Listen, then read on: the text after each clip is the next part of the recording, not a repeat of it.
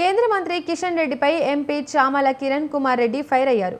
Team India champion trophy గెలవడంతో Dilsukh నగర్లోని ప్రజలు బయటకు వచ్చి సంబరాలు చేసుకున్నారు. అయితే లా అండ్ ఆర్డర్ను కంట్రోల్ చేయడానికి పోలీసులు లాఠీ చార్జ్ చేయడంపై కిషన్ రెడ్డి తప్పుపట్టారు. దీనిపై చామల ఆగ్రహం వ్యక్తం చేశారు. భారత జట్టు విజయం సాధించడం రాష్ట్ర ప్రభుత్వానికి ఇష్టం లేదన్నట్టుగా కిషన్ రెడ్డి దుష్ప్రచారం చేస్తున్నారని ఆయన మండిపడ్డారు. ఇలాంటి చిల్లర రాజకీయాలు చేయడం మానుకోవాలని చామల సూచించారు.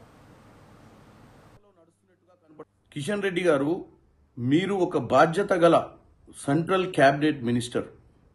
మిమ్మల్ని చూస్తుంటే మీ తోటి బండి సంజయ్ గారి వ్యవహారంలో వారు మాట్లాడే విధి విధానాలు, వారు మాట్లాడే స్టైల్ని చూసి మీరు కూడా వారి బాటలో నడుస్తున్నట్టుగా కనపడుతుంది.